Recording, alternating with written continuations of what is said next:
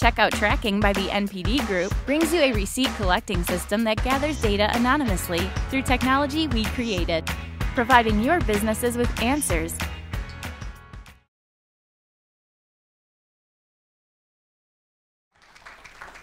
Hello, everyone. Thank you so much for coming out to the game speed pitch session. Just real quick, I just wanted to thank everyone for being here and Casual Connect. I think this is a great opportunity. VR, a lot of people are like, what? VR in games? Well, obviously, but who's actually doing it? These are the companies that you're going to meet. But before we get started, I want to talk a little bit about the judges, the amazing judges that we have. So first we have Chris Akhavan from Glue. They're a very small mobile games publisher with some, up-and-coming games called like Kim Kardashian, Deer Hunter. But yeah, they're crushing it, and they're going to be big players in VR as well. Then we have Sanjit from Intel Capital, another small, tiny company that you might have heard of. Then DeMiroz from Evolution Media Capital. They manage $500 million in their fund, and they focus on entertainment. They're connected to the LA Hollywood scene, and then Marco represents as their managing director and is in SF. And then we have John Spinale with Jazz Venture Partners, ex-Disney, focusing on neuroscience and gaming and entertainment and the cross-section between the two. Especially in VR, you're going to see a huge shift in how powerful VR is going to help people, and they're at the forefront of that. So thank you so much, judges. And without further ado, I'd like to get started. So Andrew from Otherworld, please. One of the things that we do really well is we produce content very quickly. We do a lot of experiments in VR and AR, and we have a lot of products in the market. The company's only about a year old, and as you can see around, all of these are consumer-facing products that are out there, and most of them you can download. We also develop our own intellectual property. This is one of our most popular experiences called Sisters, which is a virtual reality horror piece. It's probably one of the top 5 downloaded VR pieces that's actually out there, and it's been featured in a lot of press in the past 6 months.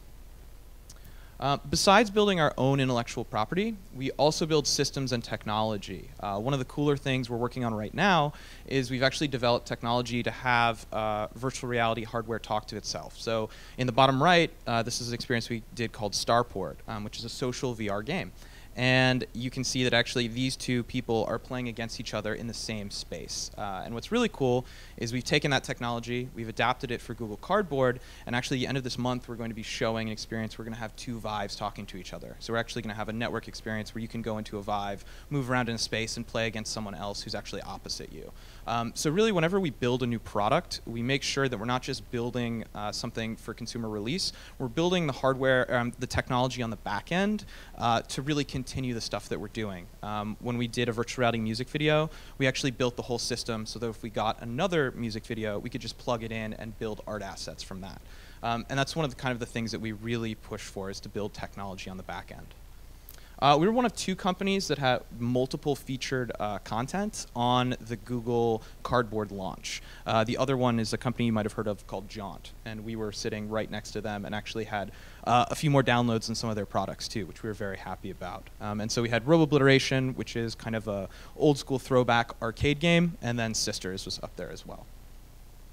We've been featured in tons of news and press releases, specifically for the past about 2 years. We did this really cool experience called Spacewalk on the Socket, kind of DK1, that came out the week before Gravity did, and that kind of got us a lot of press, and then we just kind of kept using that and building more and more products.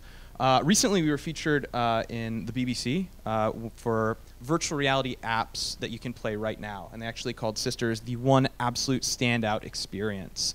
And they actually had their producer go in and freaked him out on camera, which was extremely fun to watch. We were also featured twice in Google I/O. We had one of our pieces that was how to design for virtual reality, and they actually used Robo-Obliteration as a template for how to do that for 3D environments. And then we were also featured at the Project Tango session, where they showed one of our games actually on stage live working with their Tango tablet. But really, the coolest thing about us, and kind of the best stat that I can give you, is we have 400,000 total downloads. In a market of 1.5 to 2 million, that's huge. So we really are kind of one of the brand leaders that's out there. The coolest stat besides that one that I can say is about 1 in every 5 people who have picked up a Google Cardboard have tried an Otherworld experience. And so just having kind of that power is fantastic. Besides that, we have more YouTube hits than that actually out there, and that's people watching other people play our games. A little bit about the background of the company. We have no seed investment. This was started by the founders. Really how we make money is we do client projects. There's not really a monetizable market right now, and we completely realize that. And so we do client projects when we need to, and then when we don't, we build our own intellectual property and keep it. These are two examples of client projects that we did. One is called Share the Science. It came out a few weeks ago. Basically a virtual reality field trip that goes through the carbon cycle and teaches people where carbon dioxide comes from and how it affects underwater reefs and ocean life. And then the other piece that we did is called World's a Mess, and that was for one of the members of the John Mayer trio who really wanted to experiment and do something really cool. And so we built a 360 virtual reality music video. And both those are available right now. So if you have a Google Cardboard, you can go and check it out, and you can see that through our website. Really, what we believe is that premium content is going to push virtual reality and augmented reality. Now, it does depend on the hardware, but people are going to go into these experiences because of the cool stuff to do. And so we are a premium content leader, and we want to continue that. And so really what we're looking for is some strategic investment. Virtual reality is moving so fast right now, and we could organically grow just on the client projects that we're doing, but considering that we're 6 to 9 months from kind of all the normal consumer HMD launching, having a little bit of strategic investment is going to allow us to double our team, as well as make sure that we have multiple products ready for release of the HMD market. I talked about the Vive networking experience that we're going to have. That's something we're going to release, but we'd really like to do a sequel to Sisters because that's our most popular experience, and having enough cash to double the team would be really useful. So thank you so much for your time. This is my email, and that's our Twitter. And if you have any questions, you can find me later. I'd be happy to talk about it. So thank you. Andrew, by the way, congrats. You and I talked months ago. You guys have made great progress. Thank you. When you talk about strategic investor, and that implies in line with your strategic objectives. Right now, you're experimenting with different things. What would be the ideal strategic investor for the long-term vision you have? I think the ideal strategic investor is basically, I mean, we've got a kick-ass team. We can build almost anything. And we really need an investor that understands the fluctuations of a market and can help us guide that through. We don't need a ton of capital. We're not looking to raise millions and millions of dollars. I mean, we've gone a year and we're in the black and we've got enough to support ourselves. Probably between, I would say, 500 and 750. So really, it's looking for someone who wants to join the team and really help us guide through. So, you know, the market is going to change as we're going out there. It could become an acquisition market. It could become a product market. And having, you know, cash on the back end with the experience to know that, I think is the most important thing. Cool. Great presentation. I'm excited to play Sisters. It looks awesome. My question was, love to get your thoughts on advertising in VR. Do you think that's going to come online in the next couple of years? Do you think it's going to be like a viable business model? That's a great question. Because I get like basically 5 people from advertising companies a day saying, hey, we'd like to advertise on your platform. I have to say, well, it's VR, so you've never really done this before. This isn't just like put in an ad. We're actually working right now to create a pre-roll ad. We've never seen one before, and I think that's going to be one of the coolest things because the experience of actually having an ad and being in there is going to jack up kind of the retention rate of people to that. But you're going to need to wait till you have a market for the advertisers to spend. So the only way you're going to get advertisers right now is to say you're going to get press and you're going to get a lot of notoriety for actually doing an ad. Exactly. Excellent. Great job. All right, you. thank you. Up next, we have Nicole with XEODesign. Great, thank you. Very, very nice to be here. I'm a quick last-minute addition to the panel, so I found out less than 24 hours, I guess, that I was going to be here. But thank you very much. It's been awesome. I really appreciate the chance to attend the pitch. So essentially, we're from XEODesign, and I have a we're doing a VR studio based on our first title is called Follow the White Rabbit. And essentially, we have a long 22-year history in games, developing games and advising on games. And the magic circle has always been virtual. And this is what we believe is inherent and is really important for VR titles to succeed. is that VR has the potential to deliver more emotions than traditional games or movies. Over the years, we've had from Birth of the Nations to movies like Inception, we have increasing levels of immersion through the advances in Hollywood and cinema. Likewise, in game, we have also greater storytelling and more mechanics in games. Well, right now, where VR sits is this, as we go along the axis, VR sits right here at this nexus between the intersection of interaction from games and the immersive qualities of movies. Our advantage is that we are looking at the world from a slightly different angle. Traditional hardcore games and what players want in VR, Grand Theft Auto, baseball, they want Call of Duty, in virtual experiences.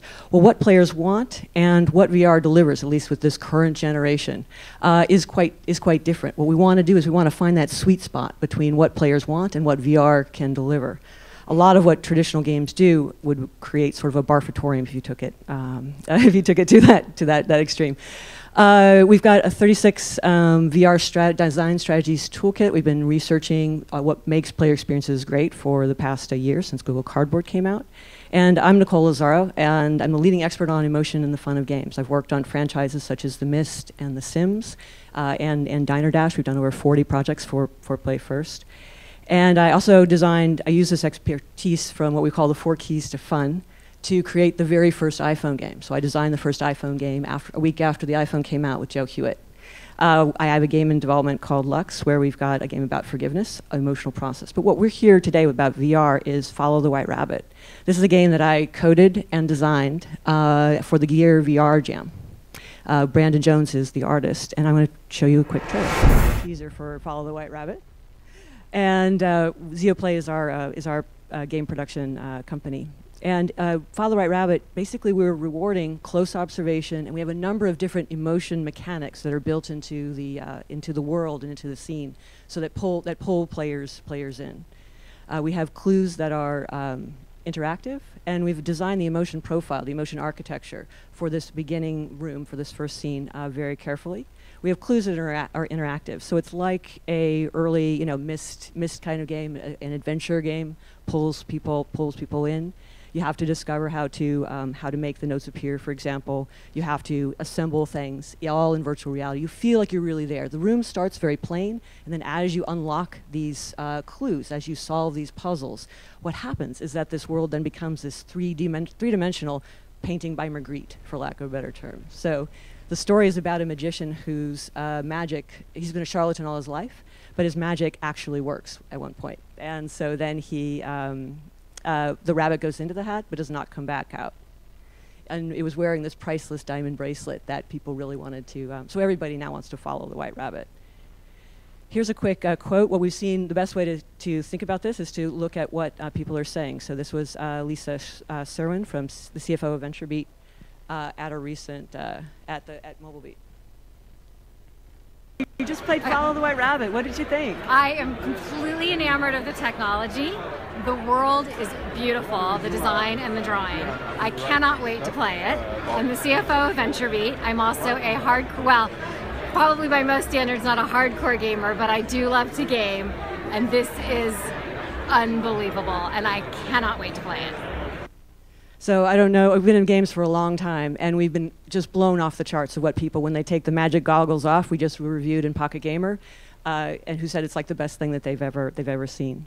Our plan is to, in Q1 for 2016, and we're going to release episodic content via chapters. So we're going to tune the story and bring people in, somewhat like an episodic content.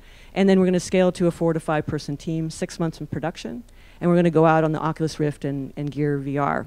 We have 3 other titles in the works in the VR, for VR. And we're looking for $250,000 to cover production costs. And we're looking for marketing support and also for VR, advice from other VR experts. So this is me from XEODesign, and our game is Follow the White Rabbit.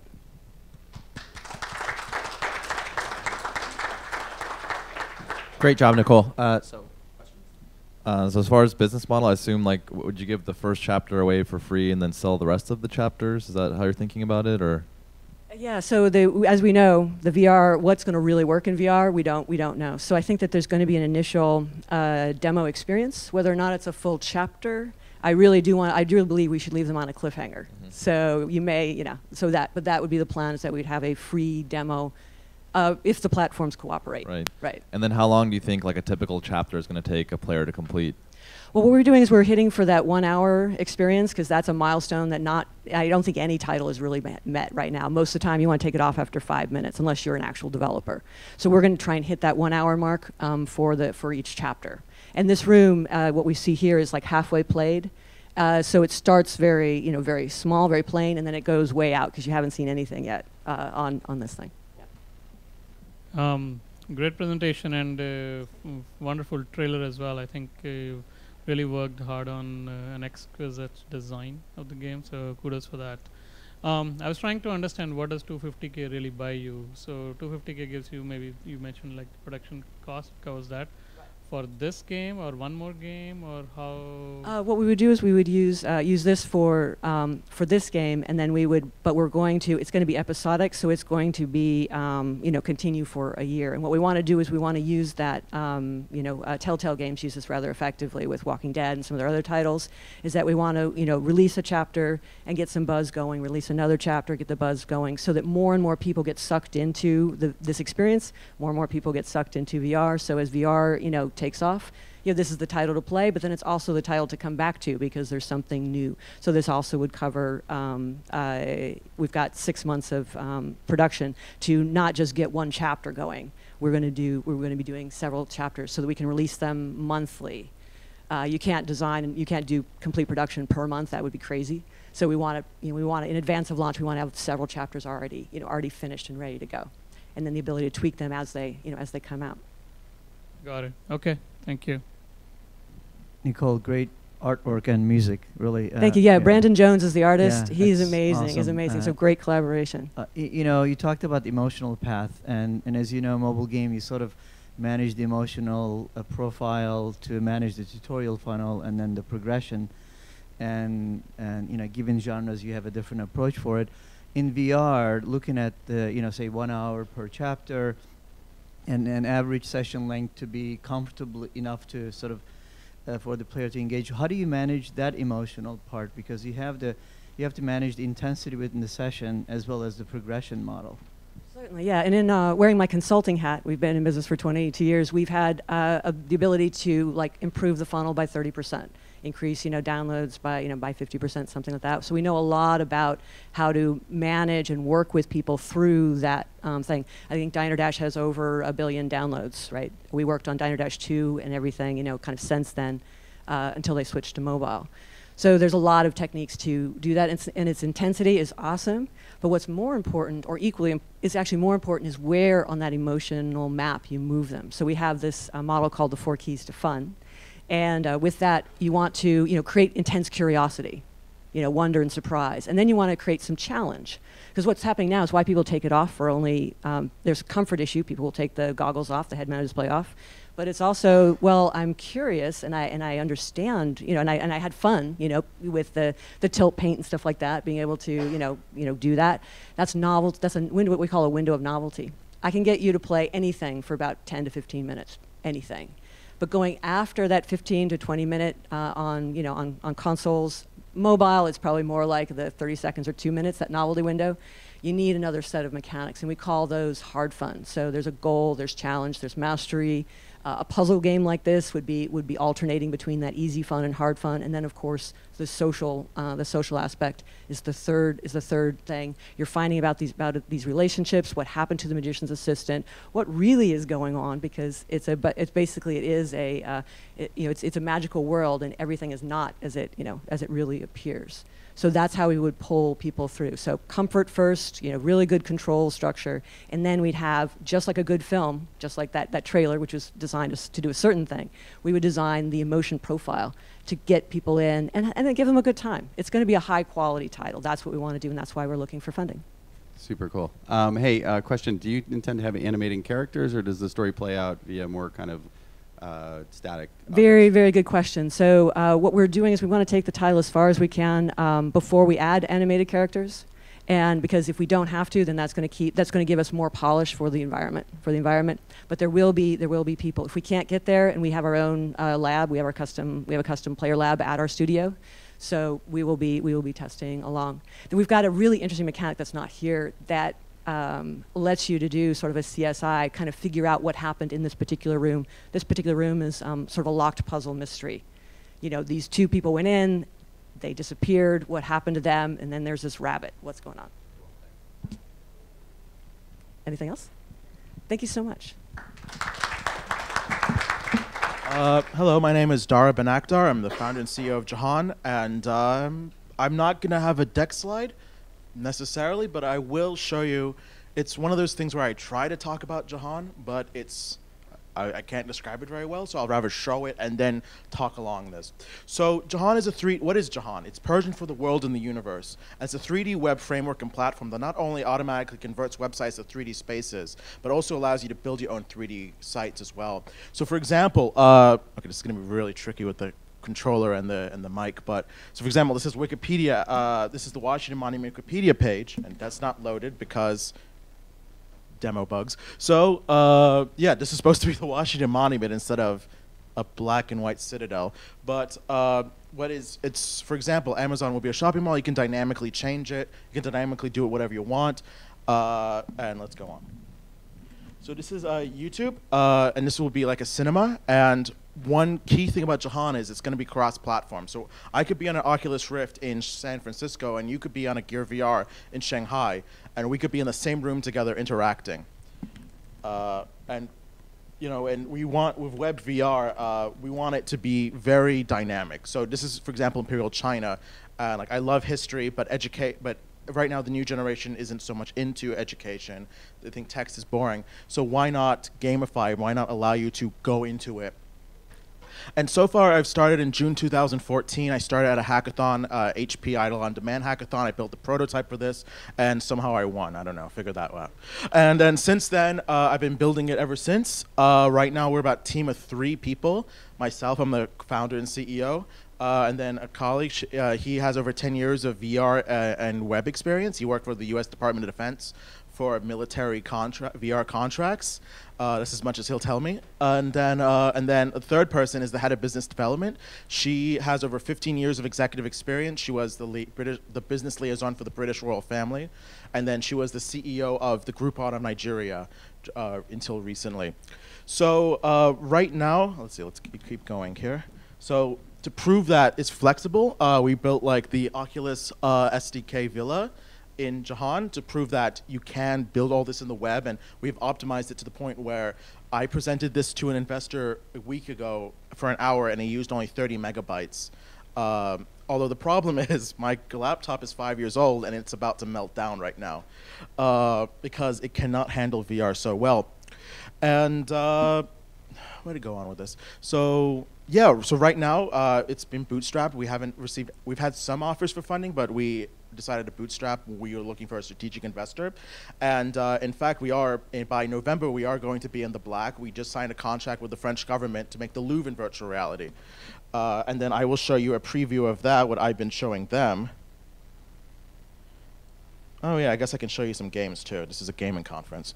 So, so as an April Fool's Day joke, I don't know if you know of the Virtual Boy, but it is a very rubbish Nintendo console that does virtual reality in the mid-90s. So it's an April Fool's Day joke. Some of us built Mario Tennis in virtual reality, and you can actually play this. It's very fun in VR. This is probably one of my favorite games. And so far, we've about 1,000 users in a private pre-alpha. It's stealth mode at the moment. And right now, anyone can join. You just have to sign an informal NDA. And then you get to join, and our users are also developing content. So I'll show you an example, which I actually, so this is Wolfenstein 3D on that computer, and you can play Wolfenstein on this laptop, on this computer, and it does not work with a controller very well, I will admit that. But yeah, so it's the flexibility of the web, and we've been in collaboration with Mozilla, for example. We have been collaborating for about a year now. That we can't announce anything yet. There's some other partnerships I cannot announce so far, but by the end of the year, they will come out. So yeah, right now, by the end of the year, we should be in the black. but we are looking for investment. We're looking for about $1.5 million. And what we want is to just hire more people. We want to get more resources, get an office. I've been mostly working from my apartment and various friends' co-working studios. Been a nomad. Oh, and we also have an unpaid intern. How that happened, I don't know, figure that one out. So I want to show you one more thing. Bloody hell. I want to show you one more thing, and that is what, so I admit Jahan kind of looks like rubbish because first off, my computer can't handle it. It almost melts down every time I load anything in VR. And second of all, we need a designer. That's the thing, but we want to be lean. So this is the Louvre. I like it, yeah. So this is the Louvre. We built the Italian room, which the Mona Lisa is housed, and we have signed an agreement with the French government, as I said about. But we are getting grants from them. We're also getting revenue from them after we release this in November. We have partnered up with Valve to be a launch partner for the HTC Vive, and unfortunately, ironically, I will get my Vive dev kit after Burning Man. Which, by the way, I am co-organizing a virtual reality camp at Burning Man. We're in the middle of our Kickstarter, and it's just going to be a crazy experience. So, yeah, that's about it. I want to show you just my details, and if you have any questions, yeah, you're more welcome to ask. And if you want to try a demo of this in virtual reality, come outside. I'll show it to you in VR. It's a lot better in the virtual world than on the screen. Thank you very much.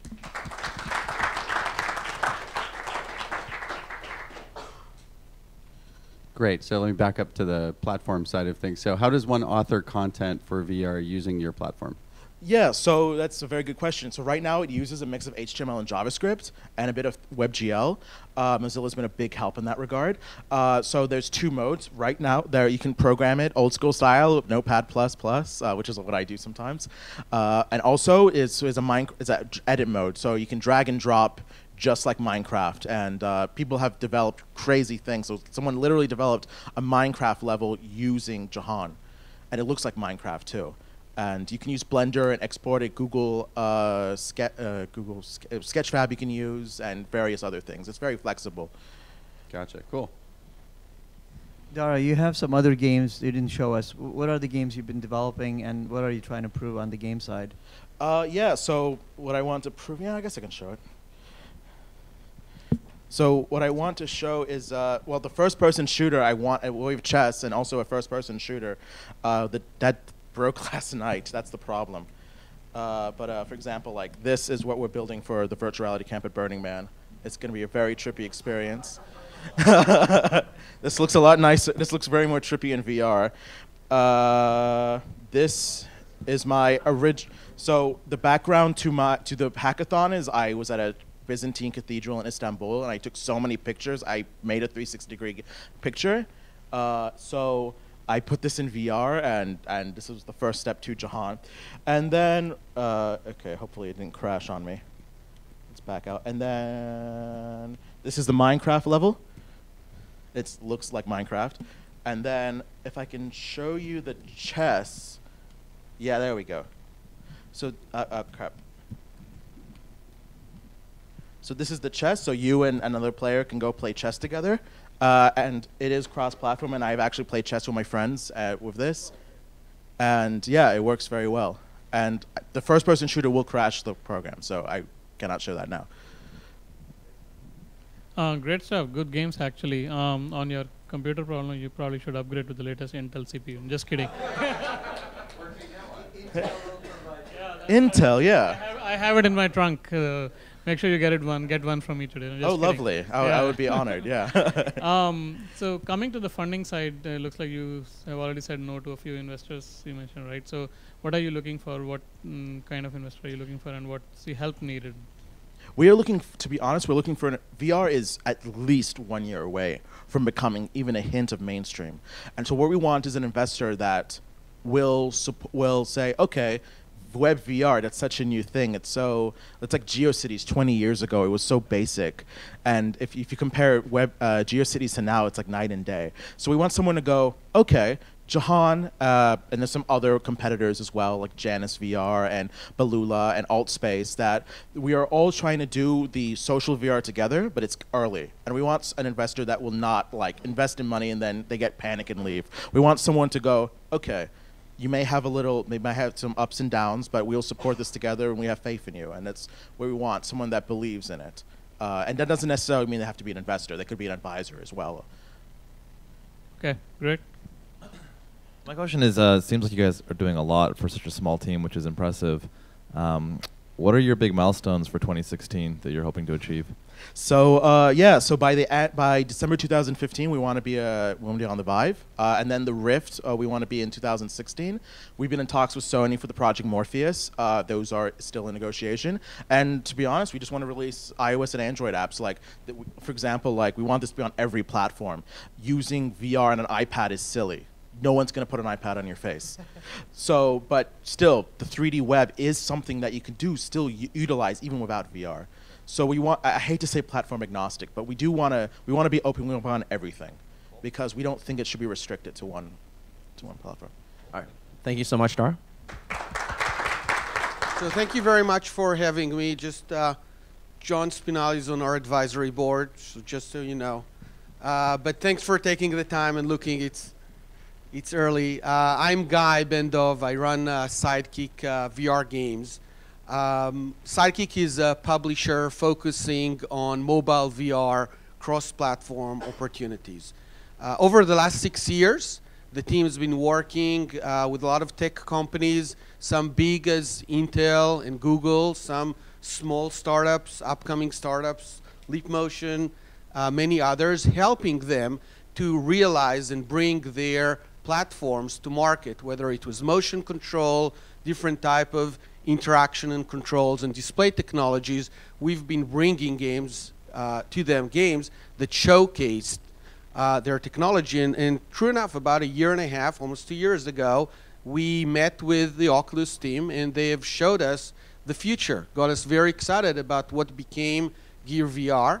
We've been going through the process of working with them, taking one of our game, adapting that into mobile, into Gear VR, became a launch title, and really a milestone for a real full game, not an experience that you can play in VR in a very, very accessible way that is using just your smartphone. And we scaled it. We actually scaled that up very quickly into a business where we are working with a lot of game owners, developers, publishers that have mobile game, and we work with them and adapt their game into mobile VR cross-platform. We work with existing games, existing developers who created game. A lot of them are arcade games, not necessarily top 20, but now going into that and knowing into a process that we have internally to very effectively adapt that game. And we are now doing that at scale, and our plan calls for 100 games within the next 2.5 to 3 years as the market develops. Over time, and definitely over the last 1.5 years, we've been working with many partners. A lot of them are coming from media, so companies like Disney, DNA, and Rovio, and a lot of them obviously are coming from the tech side of the business, like HTC, Leapmotion, up-and-coming headset makers like Merge, and engines, mainly Unity. The team that is being built in using this, what we see as a $20 billion opportunity, is really formatted, kind of, planted into that publishing deal. On the executive side, part of executives that have been working in the market, most of them for more than 20 years, from both the creative and the business side of the business. The advisory includes David DeMartini, who was head of EA Partners for years and then headed a lot of the publishing activities at Oculus. John Spinale is here, a background with Disney and on Live, working with a lot of developers and publishers, bringing them on that platform. Oren Tversky, who is working at Unity for Unity Games. Dan Offner, who's been general counsel and covering the legal side for a lot of these developers and publisher. and Elad, who's been working with a lot of the OEM in Asia over the last 20 years. Our business model is very much of a regular publishing model. We are working with a lot of developers, a lot of publishers like you, allowing them to extend their brand into VR, specifically into mass market VR, or focus their attention and business where their current business is, usually in mobile, right? We're working directly with them, hand in hand with the tech team, covering the adaptation cost. There's no porting. There's actually a process of 4 to 8 weeks of adapting the game into mobile VR and then working with our partners, with Google, with Samsung, with Oculus, with many others to bring that game to market. And we're bringing 10 games to market by the end of this year. Our plan is really ramp up. Maybe an important point here to say that we are well aware that this is early days. We are deciding to, we've decided to invest into this market. Things are already ramping up pretty nicely for us, but we know that over the next 2.5 years, we're actually looking at growing up and scaling up pretty fast with bringing more games and obviously with the relevant team behind that. We're now raising $7 million to build the operation of this publisher. While things are being executed, we are planning about half of that into the technical infrastructure that allows us to scale the adaptation and the publishing process, as well as building the tools that would allow us to build and grow into new IP and working with more groups as the market grow. The rest goes into the marketing and operation. Well, thank you very much for your attention. So I'd love to hear more about how you're thinking about the pipeline of games you guys are going to go after. Like, are you targeting games that are built in Unity, paid games, free-to-play games? Like, how are you going to filter down to the right content? A lot of different questions there. The content strategy to start with, we're looking at this as a new platform. We're looking at some vectors and categories into that, mainly sports, arcade, some casual genres where, as a viewing device to begin with, not a high-end gaming accessory, we see a wider market, more mass market, and therefore the type of gameplay that will be more accessible early days. How all that works, we have business development team charting, interest. We bring that. There's a process, parallel process of having a few of these adapted and then working with the marketing channel and our business partners to bring that to market. So, by the way, I've heard about Sidekick quite a bit based on my internal discussion. So, thanks for all the work with, I believe, the Our Real pleasure. Sense group. Thank you for working with us. Yeah, great. No, I've heard great things about Sidekick's work actually, and a lot of the applications you've built for Intel's 3D camera, Real Sense. So thanks for that. You're raising, you said 7 million? Yes. And how much have you raised till now?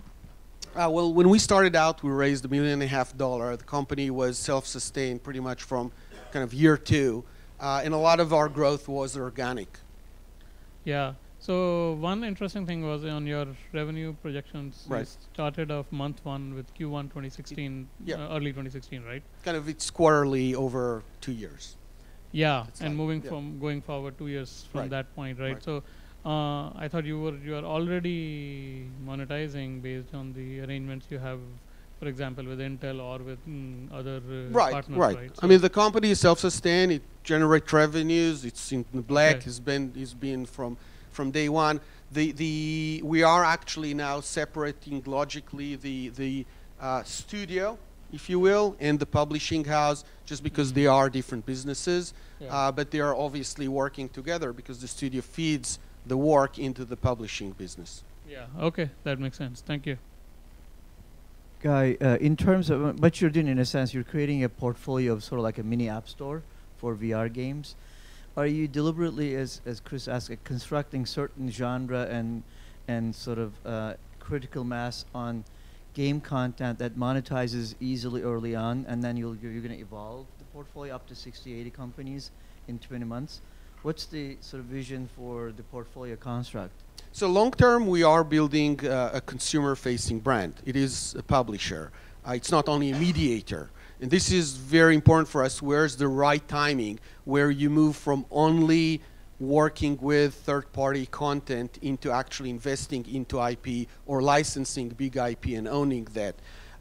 You know, we see the number where the market will get to 20 to 30 million units out there. Before that, we're just focusing on that adaptation business to scale up.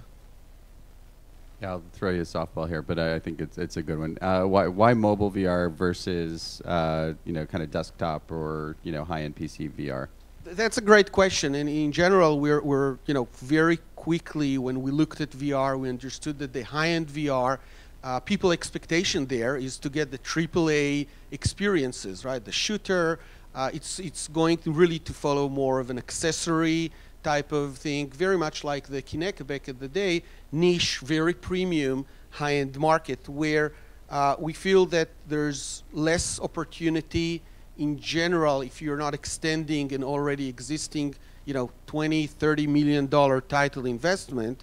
And we were excited and also grew our business in the more mass market mobile gameplay, and it just kind of fitted right there in our plan. Thank you very much. Hi, how are you? It's great to be here. My name is Ariel Arias. I am the CEO and founder of Totwise Studios. It's a VR gaming studio from Argentina and headquartered here in the Bay Area. When I founded Totwise at the beginning of this year, I did it following, as Tipatat say, a dream, a vision of being one of the first teams in the world breaking ice, creating high-quality content, experiences, and games for virtual reality. I had been a storyteller. I am a born storyteller. So, of course, I love science fiction. All my life, I was creating stories and universe, and I was working for the gaming industry for many years. I think that storytelling and science fiction are great for us as humans because allow us to break barriers and forecast how our world will be in the future, our technology, our society, and many stuff, right? So we as humans managed to use the storytelling since the caverns to the outer space to try to break these barriers and to try to feel plenty in our lives. And that's why the entertainment industry is huge and will keep growing in the next years. Oh, this is not the final bit. Okay, just ignore that. But even if we managed to use books, paintings, video games, and movies to create great stories and to reach people's heart, we are now living one of the most exciting moments in human history, because now we are about to be able to be present inside these stories. It's the first time in human history that we are living this revolution, and it's probably one of the most important steps in our history. Totwise is a studio, it's a game studio from Argentina. We all have a great experience in the gaming industry. I was working for companies like Disney or Electronic Arts in the past. When I founded Totwise, I did it with the vision of being a AAA studio in the future, creating VR content. As a studio, we are building the Ham universe. The Ham universe is our own IP, and it's composed by books and novels I was writing on my lives, and video games, and of course, lots of VR experiences. What? Okay, I think I got the wrong presentation. I will improvise here. Before this, I want to say that we started with VR when I received my Kickstarter Baker DK1 from Oculus. And the feeling I had, it was so strong, so shocking, so really strong, that I decided to found this company to create the VR experiences that I was dreaming all my life. We were one of the first teams in the world creating high quality content for VR, and that helped us to reach many press, many media, to grow in the community for gaming and VR too. And we are proud to say we were part of the first accelerator in virtual reality in the world, River program from Rotterdam Ventures. So that helped us a lot to keep growing as a team. Our first VR product from this universe that I mentioned, the Ham universe, is the Ham Abductions, a suspense and horror game for VR, and we plan to release it at the beginning of the next years for all the major platforms like Oculus, Vive, Morpheus, and Gear VR. We are also the first team, and maybe the only one in all Latin America, with the Project Morpheus in our hands, and probably one of the few teams in the world we are really developing with the Project Morpheus in their hands. So I think that is great. I think we will have a competitive advantage being one of the first team in the world and publishing in the next wave for Project Morpheus too. Both the Hub Universe and the Ham Abductions were covered by many present media, and of course, one of the main things they usually highlight about us is that we are creating great content, great experiences for virtual reality. Bored. Okay.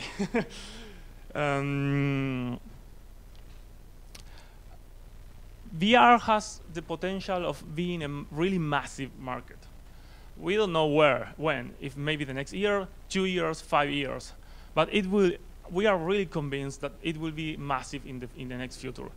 That's why we are looking for help for building a mid-term plan. We are trying to raise 1 million for creating all our universe that is composed not only with games, but also with experiences for VR. We are trying to build the next big brand for science fiction using VR.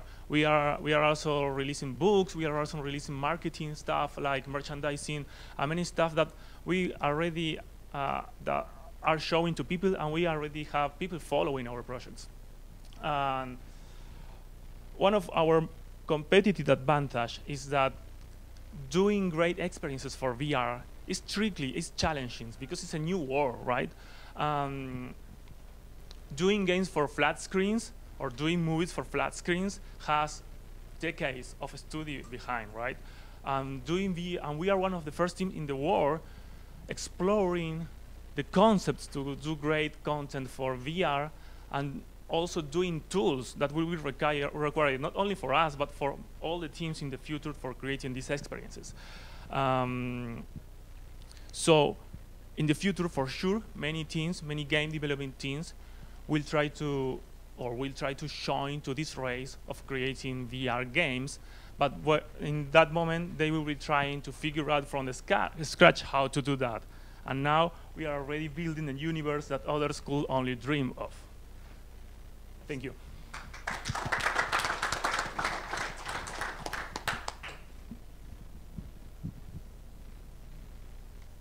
Yeah, so about the game, how big is the team, and when do you expect it to release? Yeah, our core team is about 5 people. We have more people working around like contractors, but our core team is 5 people.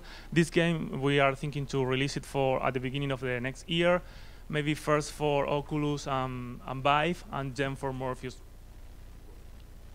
Looks amazing, really. Great Thank pictures. I wish we could see something, but in terms of investor, you're looking at 1 million, and how much would that really give you in terms of runway and horizon, and what do you hope to accomplish with that? Okay, we are doing like 2 plans with that, because we are talking with many publishers, big publishers like Namco, for example, Bandai Namco, that are interested in doing like a big entertainment brand with our IP. We plan to retain the IP for us, of course. So we are trying to raise some money for production for specific games, and these games usually we ask around 200 or 300,000. But the million is for a mid-term plan for 2 years or 1.5 years to creating not only one game, but to create to increase the team, to start releasing the tools, to do all the basement, to create great experiences. So because one of the challenges we have as VR creators is to survive to the next year, right? But we are really, really convinced that we have all that we need to survive to the next year and be one of the premium teams in the after. I really like your passion. I think like Tipatat mentioned at the start, that came across very clearly. Thanks on that. Trying to understand also a little bit, thinking beyond the artwork and the whole aesthetics that you showed, thinking more into the user experience aspects. How do you envision to make sure your games have a good user experience? Because some of the headsets themselves have issues, whether it's motion sickness, etc. So how do you plan to overcome some of those things? Sorry, can you repeat? I mean, if I'm an end user playing with one of your releases, right? How do I make sure? How do I get a great user experience so that I want to come back to next one? Is Totwise releasing, the next one? So that's the key. At the end of the day, there has to be something compelling for the user, not just the aesthetics or the technology behind it. Well, doing storytelling for VR is tricky, of course. So using this technology will be really new for many people, and that's why we are game developers, but we are core game developers, but we are trying to do something. We are doing something special for VR, and also we are doing non-VR versions of some of our games. So that will help us to face the challenge of this new technology and the problems. Our strongest community now is non-VR, so we will release it for non-VR too. But in VR, we are doing specific tools and specific stuff for avoiding stuff like sickness or that. And we are using storytelling techniques that we didn't see in any other teams now. So we are really proud of what we are doing, and we will show this soon to the people. Tell me about the actual core gameplay that you guys are looking to develop. Is this like, are you guys going to make shooters, strategy games? Like, what is the actual gameplay? Abductions is more explorative game and narrative game. It's like games like, to say something, Gone Home or PT Demo or stuff like that.